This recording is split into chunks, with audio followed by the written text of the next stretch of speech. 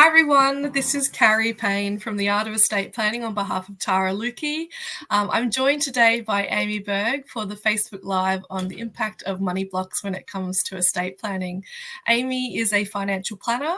She's from FNMAR Financial Planning, and she's going to be talking to us today a little bit about how different financial personalities can work together or don't work together, and how that can affect estate planning. So Aime, thank you so much for joining us. I think this is something that we see every day, and I think there's going to be a lot of people interested in what you're saying. Before we do a quick hello, I might just check and see if everyone can hear us, see who's joining us from around Australia, making sure that people can hear and see us, please. And if you can type something in the comments to say g'day, that would be great. Aime, if you wanted to talk a little bit about what you're going to be talking about. Yeah, absolutely. So firstly, I do want to say a big thank you to both Tara and to Carrie. I've been connected to Tara for many years, and I completely love the content that she shares in her community. So it's a real pleasure to be invited to come and talk about this sort of thing with a great bunch of people. And also wanted to thank you all for allowing me to reschedule this from the previous time that we had scheduled. So unfortunately was very unwell a few weeks ago and needed to reschedule at the last minute. So I do really appreciate the ability for both Carrie and Tara to make that happen. So thank you, and thank you all for coming back. So I will get started. Should I, Carrie, or? Yeah, go. That'd be lovely. Yep. All right. So let me make sure I've got everything working. Okay. So just a little bit of a background. So I'm a mum of three, very busy with two businesses between myself and my husband, Aidan, who's a paediatric OT. I bought into the practice at FMR Financial Planning in the last 18 months after working in financial services for, a really, really long time. I discovered behavioural money coaching maybe around 12 or 18 months ago. It was sort of at that catalyst point that I bought into the business that I actually found this amazing part of the financial planning world that's actually really focused on behaviour and psychology and financial therapy and the not so typical parts of financial planning and advice, which has really sparked a huge interest for me. I have often been told I'm incredibly empathetic. In a room largely filled with men, I find that I tend to be the empathetic one that's really focused on strengthening relationships instead of bringing up, colourful spreadsheets or trying to talk technical strategy. I tend to be the one that's got the relationship with the client. So I found that side of my personality really, really bodes well when it comes to behavioural advice and the human side of advice. I think that we're all sort of moving to the world where technology is advancing and it's starting to get a little bit different as far as a landscape goes. So having the skills to actually really connect and build relationships with clients is something that I can only see grow. So that's why I've kind of pivoted a little bit from the technical side of things and have really become focused on the behavioural side and the human side of advice. Okay, so the way that I see financial planning and conversely estate planning, because while they are, incredibly different and I certainly can't do so much of what you can all do, they are still centered around a client. And for me, a client has a past, a present and a future. So if you're meeting with them in the present, then you can't advise them in a holistic way until you understand their past and until you can picture the future that they're wanting to create. So this was a bit of a light bulb moment for me a few years ago. I met with a client. She was a young medical professional. She was earning incredible money. She was really doing really, really well in her career, very goal orientated. But she had a huge nest egg. It was all sitting in cash, and she was incredibly adverse to investing any of that money.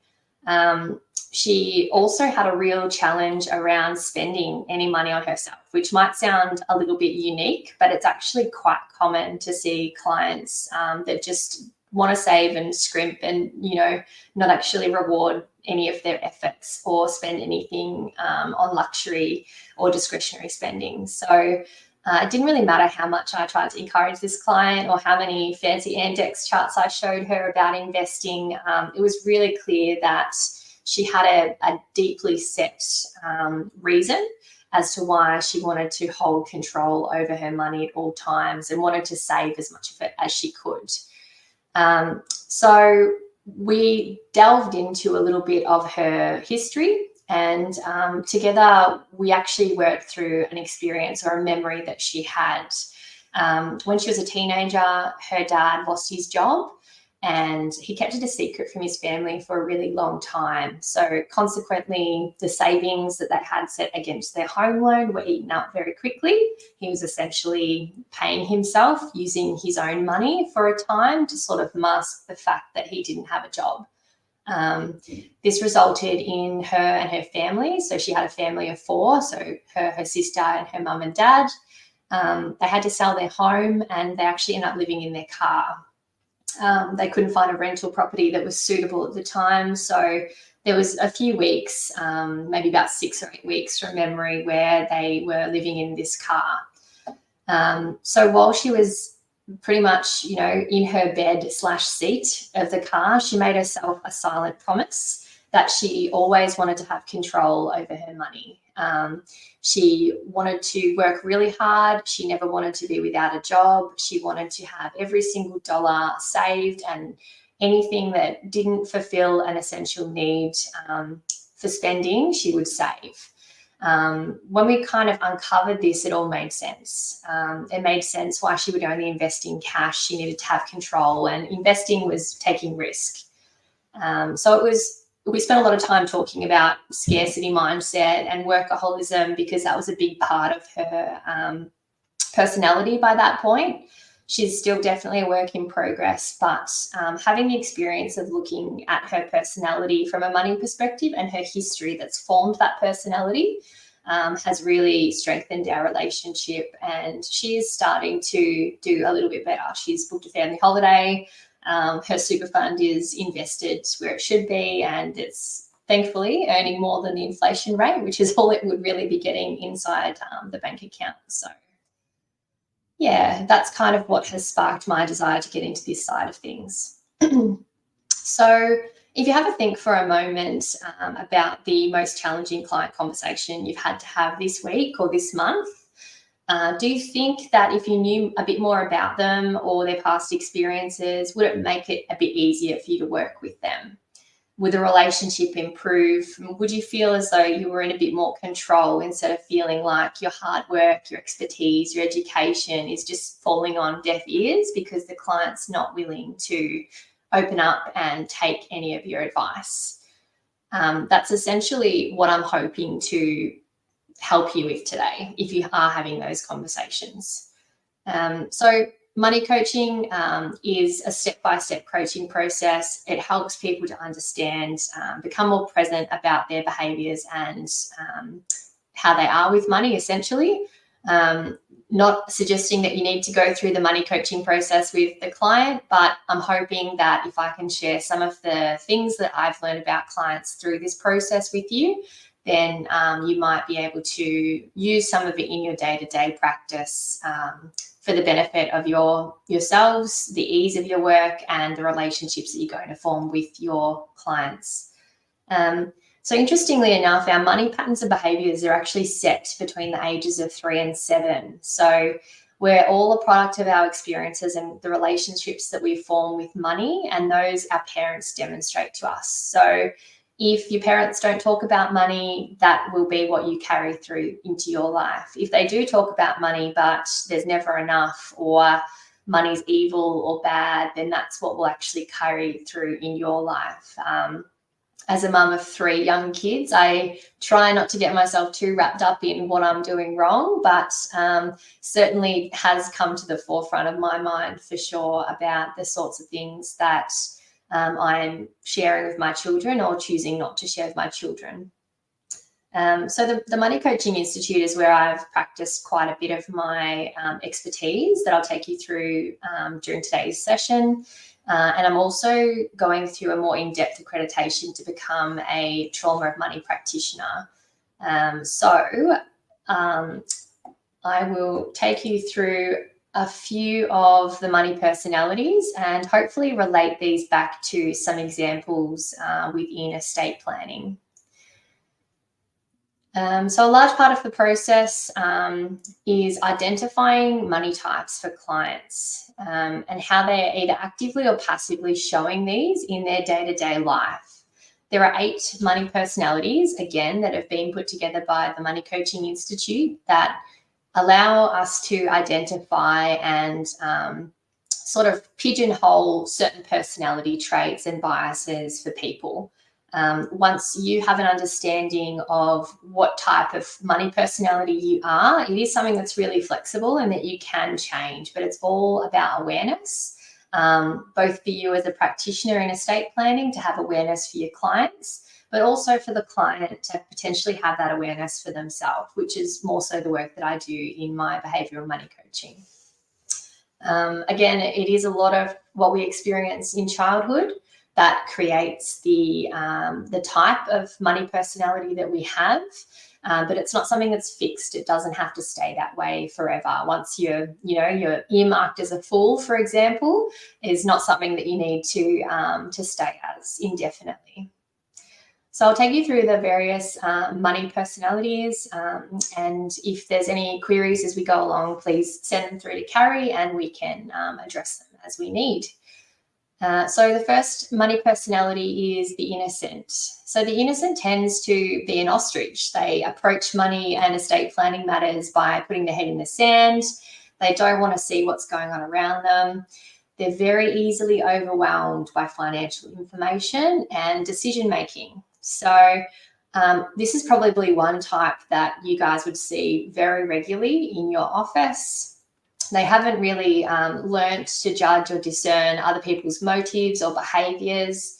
And it can be quite an endearing quality, but it can also be really, really challenging to work with someone who's got this innocent facade. They're very trusting people, but they are also externally appearing as though they're okay and they're happy-go-lucky and nothing's an issue, but internally they're quite fearful and anxious about making decisions. Something that an innocent really does crave is security and safety at all costs. So the example that I gave you of the client that I interacted with that really opened up my eyes to the other sort of levels of financial planning. She was a classic innocent person. So her money personality was innocent. She was seeking security. She was quite indecisive when it came to decision making. A lot of innocents have a fear of abandonment. So maybe someone who walks into your office could be a recently separated female. She might be masking her situation as being fine. Things have gone for the better. I'm okay. I'm feeling really good about stepping into my own self and feeling really strong. But under that iceberg, sort of under the surface, she's got all these concerns swirling around. And some of those concerns could have actually contributed to the way that she has gotten herself into the position that she's found herself in. So there are some certain tools and tricks that we use when we do meet a innocent. I think having those conversations and really identifying with them, being really empathetic, and kind of asking them what they need to feel safe. So in terms of estate planning, I think it would be important for an innocent to have an understanding that things were going to go X, Y, Z in the event of something happening to them or to their partner. They really want to have that sense of security and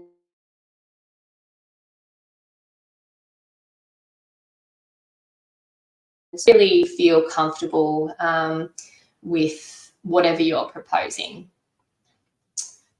The next type of personality is the victim. So again, another really common one you've no doubt seen march into your office.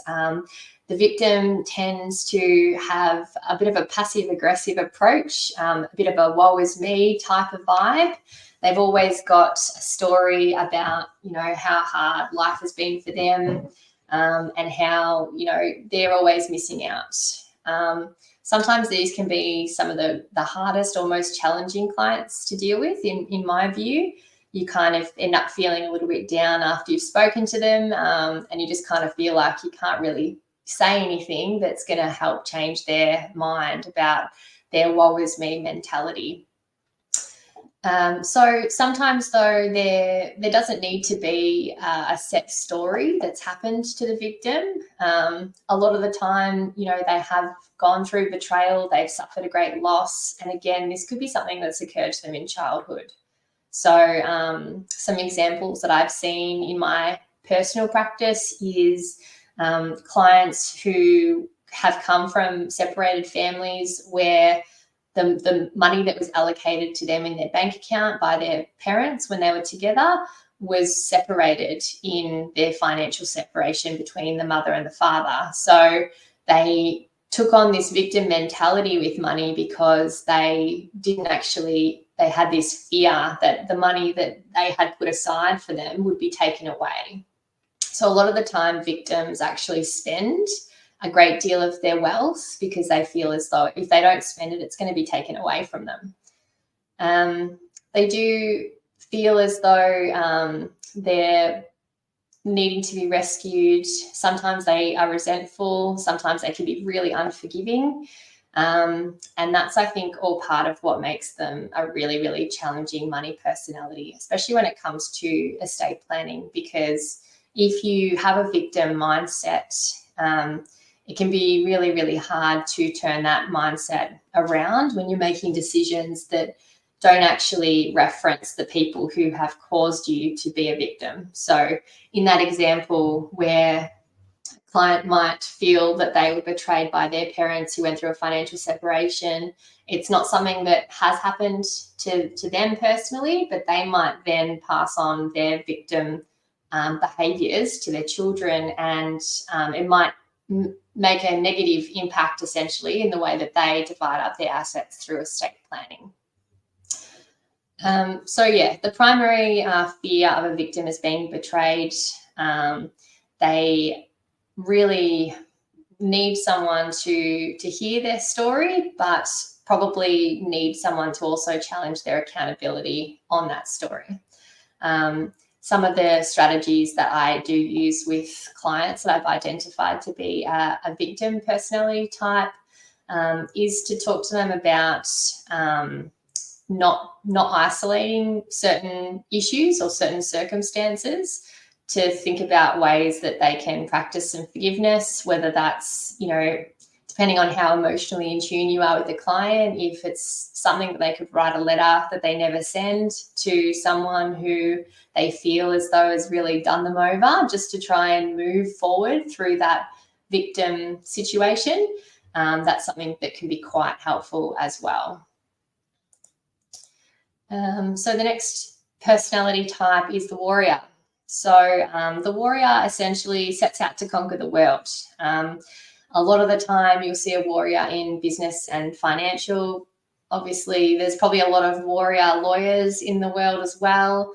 They're very focused, they're decisive, they're in control, they know what they want. They'll listen to advisors and they'll make their own decisions based on the advice that they receive.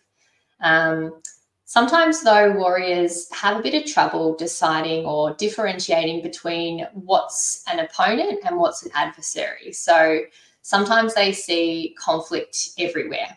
They kind of blow things out of proportion, and they use their warrior, their strength, and all of the things that they have that surround them in that way, but they sort of do that on autopilot. They're forever lighting fires, so to speak, because a lot of the relationships they're seeing as opposition, when in reality, it's okay to kind of have disagreements between people.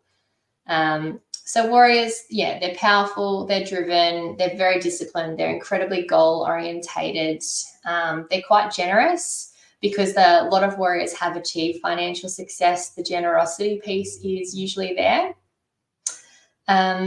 Essentially, warriors are probably one of the better types of money personalities. They tend to be very successful. The part that becomes a bit more challenging with the warrior personality type is flexibility. So trying to get a warrior on board with a strategy that you're putting forward can sometimes be a little bit more challenging. They tend to be very overconfident and think that maybe they know better than, what the Testamentary Trust says, or something along those lines for you guys. So it's about probably setting boundaries with warriors.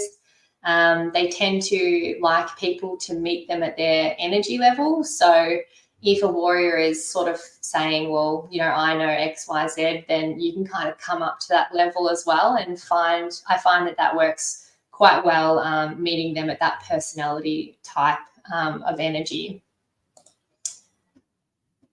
Okay. The next type is the martyr. So the martyrs are traditionally people that are really busy taking care of others' needs. They often completely neglect their own needs. Again, something quite common that would walk through your door would be a client who really just wants to look after everyone else. They're sort of stuck in positions where they're constantly rescuing children or spouses, or kind of being the shining knight in armor, coming to everyone's aid, but they're doing a lot of this at their own detriment. The other thing that a martyr tends to do is they can be really, they're quite a perfectionist, so they aren't very good at making decisions. So I've got a lot of martyrs, and I'm sure that you would too, who I'm constantly following up. They drown my task list on the regular. They are the ones who just don't seem to move forward to a decision easily.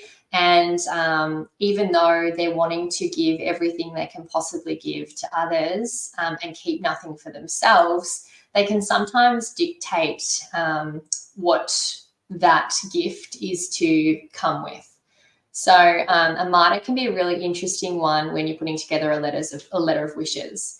So again, in practicing or identifying this martyr type, where it's someone who's wanting to give everything that they have to the people around them, but they've got very clear and strong intentions with that gift, I think kind of cycling up next to them and writing that letter of wishes so that it is sort of expressed to them and to their family, and everyone is getting that opportunity to, the martyrs having the opportunity to talk through what they're wanting to have done with that money, and the people reading the letter of wishes, of course, will also get to see what they're intending to have done with it. There's probably a little bit of martyr in a lot of people, but yeah, they can be quite challenging to work with as far as getting workflow completed, because it can be a bit of a tricky one to kind of get them to move forward. Okay, so the fool. The fool plays by a completely different set of rules. If you think about a fool, you might think of someone who gambles, someone who invests in, all sorts of things. They take a risk. And while we all do need a little bit of fool, because like my client that's really inspired a lot of this work for me, you have to take some risk. The fool really uses all of the risk they can possibly lay down. They're they're trying to get a windfall left, right, and center. They like taking financial shortcuts. They go on adventures. They get caught up in enthusiasm in the moment, and they don't really care about the little intricacies of things. So if you've got a client that has a full personality type, they're probably the one who just wants to get it done but doesn't want to talk about how it's going to happen. They've come to you They just want you to sort it out. They're not really interested in the finer detail, which is obviously very important. And they just really want to make sure that it's all sorted and that they don't really have to think about it. They can go off and keep doing the things that they like to do. They're very enthusiastic. They are a little bit similar to warriors in that they're quite successful. I guess that's part of taking risk. Stereotypically, they're quite interested in making money and building wealth, and much more so than any sort of serious endeavor. They very much live in the moment, and they don't really care necessarily what's going to happen in the future. They're really focused on what's going on now. So they're undisciplined, they're optimistic, they can be overly generous, very happy-go-lucky. And some of the strategies that I've seen and used with a full personality is to really drill down on some of the impulsive decision making that they make. So for me and my client base, which won't be as relevant to you, we do kind of put some rules in place around buying new things, waiting 24 hours, 48 hours before you go out and buy the thing you saw on late night TV, that sort of stuff. For you guys, though, helping the client create some structure and learning. So the fool is often someone who might not actually have the education or the understanding of what we're doing professionally, but they're quite open to learning. So I think it's good to set some realistic goals and expectations to try and put together what the fool's wanting, but really getting their participation instead of just doing everything for them is probably quite key. Okay, so next one is the creator artist. The creator artist is exactly as it sounds. They're the spiritual woo-ha kind of people. Don't know how many of them we'll have in this group. I know there's not many in the financial planning world, but they certainly wander into our office on the regular. They love money because it gives them freedom, but they feel as though capitalism is the enemy, so they hate money for that reason. They love to travel. They're obviously very creative. Sometimes they can be the ones that are really struggling to survive because they really just tick along on the bare minimum. They want to spend their time doing what they're doing, chasing their freedom, living their truth. They don't want to go out and spend heaps of money in the economy. They just want to really coast along, which can mean that they don't have a lot at the end of the day. So something that I think is quite interesting is when you have an inheritance that goes to a creator artist personality. And although, this might not necessarily be part of the process for you at that end, it certainly might be worth knowing who you've got in your family tree. So if you've got a mum and dad and they've got a creator artist child, what boundaries or what sort of things can you help them put in place to support the wealth pool that they will inherit? Because a creator artist is probably going to be one of the more challenging money types when they do actually inherit that money pool. So having that discussion with the type of person that the money is going to be going to, and that would be across all the money personalities, I think would be a really important part of discussions for your clients, and sort of having at least a bit more of an understanding of the type of people who are in the family tree who are going to be receiving that wealth. So some strategies for the creator artists that I have used before is just using little step-by-step. So if you are on the other side where the creator artist is receiving an inheritance, I think having a referral to a financial planner or someone who can really break down a process and put some things in place on their behalf would be very, very helpful for this type of client.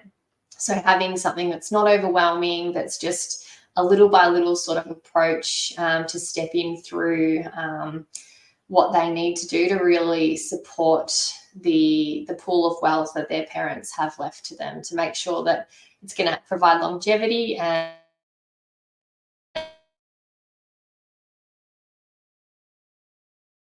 during whilst the creator artist lives up their freedom-filled life.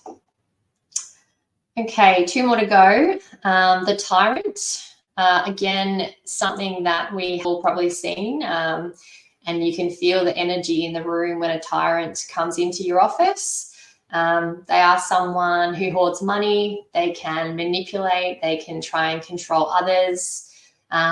They might have everything that they need or everything they've ever desired, but they'll never feel comfortable. Tyrants tend to have a real mentality of not being enough, not having enough. And sometimes, again, that can be from an experience in childhood. So if a child goes to an experience where there's a lot of shame around money or earning, then it's never going to be enough is the type of mentality that they start to develop. So a tyrant is the type of client that can manipulate people and money. They might have a very successful financial position, but the human side of the advice piece is probably when you get a tyrant and another type of personality sitting with one another. So having some understanding or oversight around what a tyrant would look like is good to have, just so you can kind of have any red flags ready to wave in the event that you need to. Some of the strategies when it comes to tyrants, it's a bit of an interesting one, but having really good communication skills, the need to be direct and honest, and having those sort of more in-depth conversations about experience is something that I've helped with tyrant clients. So I completely understand that not every one of you will want to sit and ask a tyrant what, their childhood looked like, but it does help to understand how they've gotten to the position that they are today and maybe help move through some of those personality behaviours and biases that they've got.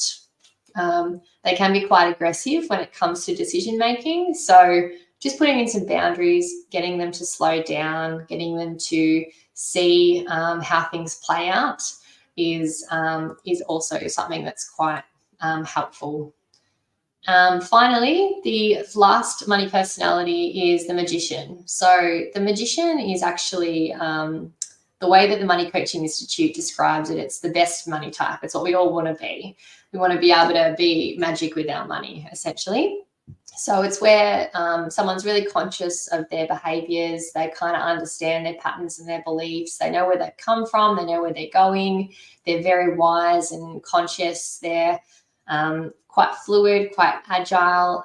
They're open to advice. They're very balanced. So this is sort of the ideal client. They come into your office. They know what they want. They're clear. They take action. They listen to you and they move forward with you. So there's not a whole heap of strategies with magicians. They, of course, have money issues and I'm sure would still have estate planning issues, but they tend to be quite in tune with themselves and with their past as well. So don't know if you want to check, Carrie, if there were any queries that have come through or... Yeah, thanks, Amy. And Amy, I should tell, I didn't stop you because I didn't want to stop your flow, but we actually had a big technical issue at the start where it was you and me. It was just you and me vibing for about 4 or 5 minutes there. So, I mean, I was loving it, having a mini heart attack in the background trying to fix it up. So rest assured, everybody that's listening, there will be the recording later. So to catch the first bit about just Amy and I talking about how great we are. In terms of the money personalities, I actually found that very interesting, even though I am still trying to do the tech stuff in the background. I think that this is something that we come across really frequently. And of course, I was initially thinking about it more so from a client perspective, but you're absolutely right about from the other perspective where it's the client's children, so the people that they want to inherit as well. I've got a creator artist in our family, and, so I think that that's something we have to think about is how do we provide for this person in a way that makes sense for them. And then I think you've got other people, in that list as well that might create issues when you're putting them together to make decisions. So what I wanted to see is, what I wanted to ask is that, what do you do when you identify that, you've got two people with two conflicting money personalities?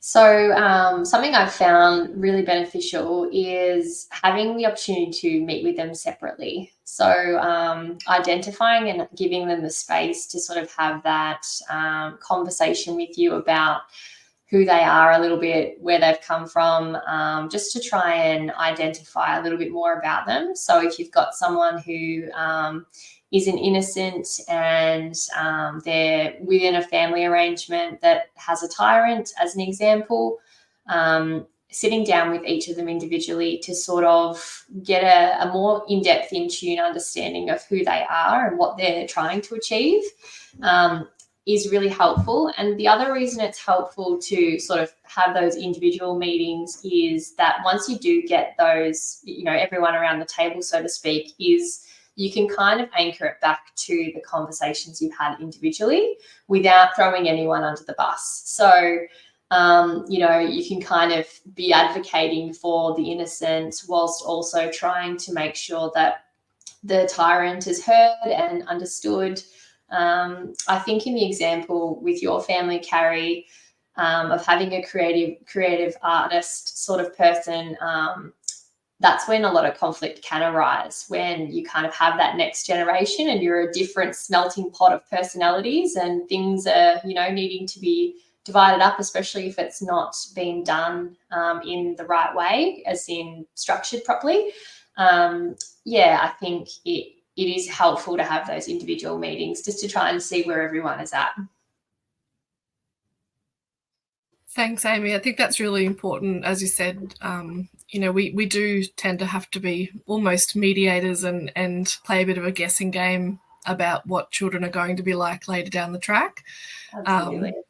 And so being able to classify them is probably going to be helpful in our minds to know how to deal with it. Yeah, absolutely.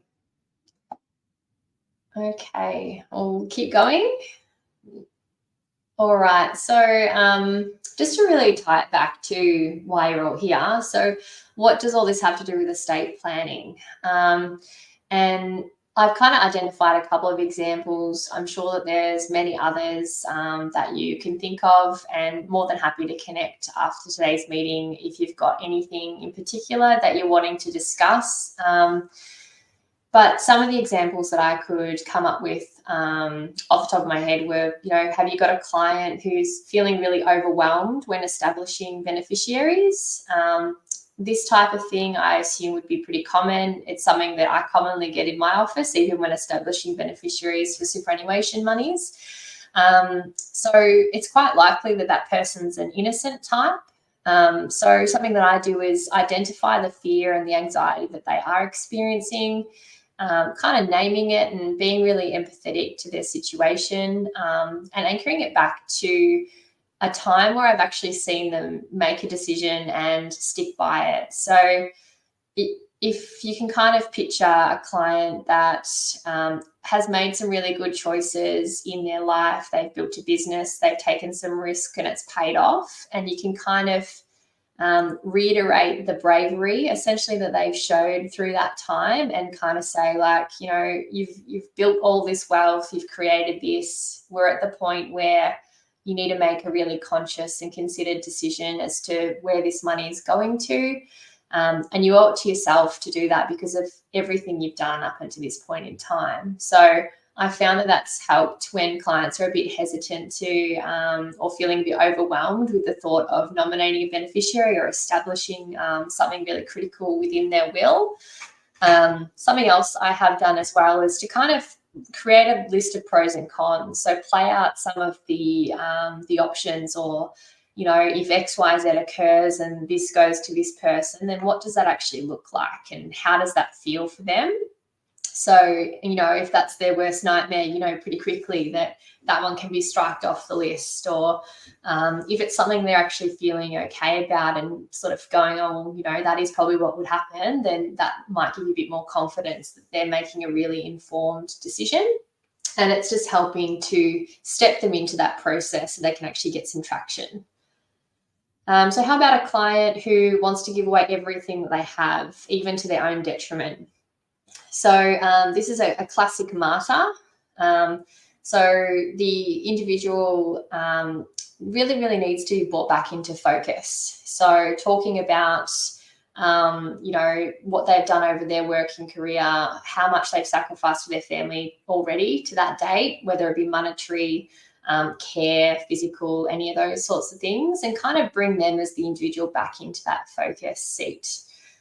Challenging them about where that leaves them if they give all of their money away now. What does that actually mean for them and their goals, their livelihood? And yes, I'm a big advocate for seeing early inheritance occur. I'm not too sure how a group of lawyers feel about that. So sorry if that makes anyone's job harder or it's a big no-no. I don't know.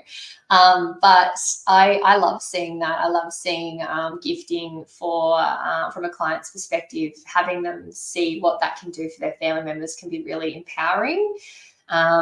So it's probably just that balance, trying to advocate for what they're wanting to see unfold for their family, but also wanting to really focus on making sure that doesn't interrupt their plans for their nest egg that they've worked really hard to build. Sometimes I also ask some of those underlying questions. So asking why they're sort of wanting to gift all of this and why they're not necessarily thinking of themselves. Again, that could be something that's really helpful for a letter of wishes, just to try and understand if there's a specific reason why they're trying to help XYZ client to achieve, or XYZ child or spouse to achieve what they're trying to do. It's probably quite common that you guys would see maybe the spouse getting a lot of the wealth and the children not getting very much, or vice versa. So getting, a bit of an understanding as to why that's what they want would be a really interesting question to ask. So then we've got the client who lives for today and doesn't care for tomorrow. So they might not have even walked in your door, given that they don't have a lot of care about the future. They don't want to think about death. They don't want to think about anything. So this is a classic fool mentality. Could be a client that's got huge wealth, they've got young children, a testamentary trust could be absolutely perfect for them, but they just can't see the benefits. They don't believe there'll be any major implications with their blended family. It's all very rosy, and they just don't really have any care for the finer details or the benefits that they might have. So asking them to slow down their thought process and listen and learn about the consequences of being careless often can help them see the bigger picture. So they can be quite detached from their money, a fool. So sometimes that detachment can lead to them not making a really informed decision, or not seeing the really good strategy you're putting in front of them for what it actually is. So just taking the time to really explain it and try and slow down their thought process so they're not just making those decisions really quickly. And then the final example I came up with was the one who exerts control and manipulates others for their own outcome. So as we said before, a tyrant is something that you'll feel. It's a feeling amongst a room of people. You'll sort of know it pretty quickly. So I'm sure you've all got a lot of experience and education, around coercive control and any interference from others when working with a specific client. I think it's good to try and understand where the need for control comes from. So finding out where their history lies, why they maybe have a feeling that they do need to have that, and just trying to be really empathetic and unwinding those tendencies. It's a really tricky one, the tyrant. But I feel as though once you break down the walls with someone who's got a really tyrant personality, the interactions are a lot more positive. So it's not that dreaded client that comes into your office that's always upset and trying to control the situation. You kind of know how to handle them. You've got that relationship with them, which is just a lot more pleasant for you going forward. So I really just wanted to end today by explaining that awareness by helping clients to identify the origin of their unconscious patterns. So you definitely don't need to go into any of the doldrums of psychology that I've kind of touched on today. You can connect them with a money coach. You can connect them with a good financial planner that's in tune with stuff if it's not your bag. And it can really help them move beyond that limiting money belief and behavior. And 9 times out of 10, it'll probably make your life easier because you'll understand who they are a lot better. You'll have a great relationship with them. And I think that the outcome that you achieve will be a lot more in line with what they're expecting, because you've got that kind of oversight of who they are, who they have in their family, what life is going to look like, because you've taken that extra bit of time for a bit of extra connection. So that's it from me. I am on LinkedIn, I'm on Instagram, happy to share kind of any contact details that your group wants. If anyone's got any clients that you just want to have a chat about, I'm more than happy to have a talk with you about them as well. Money coaching is kind of becoming its own thing in Australia, which is pretty exciting. I'm still very much a holistic financial planner, but it is certainly a very big passion of mine and something I can only see grow within businesses, and having more money coaches out there to help the likes of lawyers and accountants and financial planners that are really focused on the technical side of things and they don't really want to do the behavioural part. I kind of feel like that's where money coaches sit. So yeah, thanks, Carrie. No, thanks, Amy. We've got a couple of people that have said given some feedback just that how important it is to know some of those personalities, and obviously we've all been interacting with them, but just giving them a bit of a label helps us kind of identify and then address a bit better. Yeah. I think what I wanted to talk a little bit about, if you've got some time, is I think as practitioners, we can find it really hard to talk to our clients about some of those emotional elements, and it's quite challenging. What are your tips for people when trying to engage with clients about some of those difficult or sometimes awkward conversations? Sometimes it's the first or second time we've ever met this person, and we're having these very intimate discussions about things that are very sensitive to them. Do you have any tips from your perspective about how to, how practitioners can help move past that point? Yeah, absolutely. I think I've been there as well. So obviously money coaching is not something that just clicks one day and you've got this really great relationship and skill set with all of your clients where you can ask them everything under the sun. So I completely resonate with that feeling of not knowing how to approach all of this, not knowing if you're going to be offending them or if you'll say the wrong thing. So something that I started to do when I first delved into this kind of area, I started listening to a podcast and it kind of got me hooked. And one of the things that they encouraged was to just question. So ask a lot more open-ended questions, ask why, ask for more details, asking what that looks like. So if someone gives you a fairly short answer to a situation, asking them what that looks like for them sometimes can make them think and delve into the next level, which will just give you, hints and tips of who they are or what they're trying to achieve. I think as well that having that sort of family tree history conversation, I'm guessing would be reasonably typical for estate planning lawyers. So understanding who's in the family, where everyone sits, what everyone's relationships are like, I think would be something that you would be talking about, with every client or with the vast majority of clients. So using that as an opportunity to ask about those individuals. So, Carrie's brother or sister, what are they like? Where are they? Are they working? Are they not working? Are they just asking those surface level questions? What kind of person they are? How do you feel about them, receiving X, Y, Z in that instance? Sort of starting off with that really base level family tree, and then just kind of creating extra layers, diving a little bit deeper into the personality of everyone in that family tree. And then maybe even using that as the starting point before going straight for the client, I think works quite well. People tend to be a little bit more comfortable talking about other people than themselves, or reflecting on, who they are and what they do themselves. So I think that could be a really good strategy as well, for people in the room to have that conversation.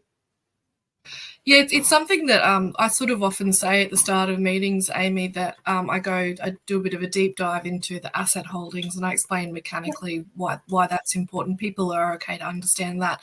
The family thing is often something I spend a lot more time on than I used to, and what I sort of say to people, and this is probably ties in with your personality types, is I'm looking at, if they question why I'm asking all the questions, and I try and preempt them at the start that there's a method to the madness here. But really, if they have that blunt personality, they say, why do you want to know these things? I tell them I'm looking for the 3 R's. I'm looking for risk, I'm looking for who's reliable, and I'm looking for who's a responsibility. Yeah. So, who you're actually responsible for. So I think that's really important to go into those. And, one of the things I always ask is, what do they like with money?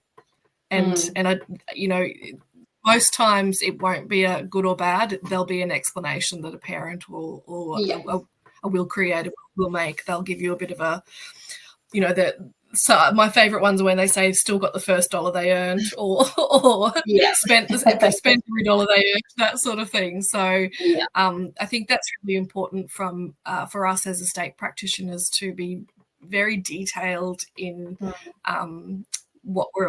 the understanding of the family tree, because we've got to make sure that we're sticking these people into structures and into relationships in the estate that are actually going to work. Yeah, absolutely. The 3 R's sound like a very, very diligent approach, and in that you're going to almost be given the permission to ask these type of questions, I feel. Because once a client hears that that's the reasoning, then they're going to be a bit more open. Like, I really do. I'm here to mitigate my risk. I'm here to make sure that I'm going to be taken care of. So I think that would open it up a lot as well. Yeah, I do also find a little bit of humour doesn't go astray when you're talking about some of the hard stuff. And so I usually say to them, rest assured that everything that you tell me is entirely confidential, and I live alone with my cats and they don't really care about your family structure. So I think, because it is an awkward question. It is this awkward series of questions. It's a very uncomfortable conversation for a lot of people. So I think it's really important. So, Aime, thank you so much for sharing all your knowledge here. We really appreciate it. And thanks for bearing with us, even though I didn't tell you about the tech issue at the start.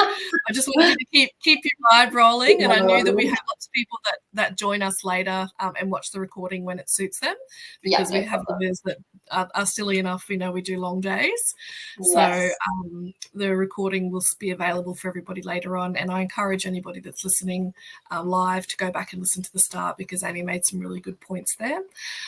If you need to reach out to Aime, please feel free to jump on FMR Financial Planning.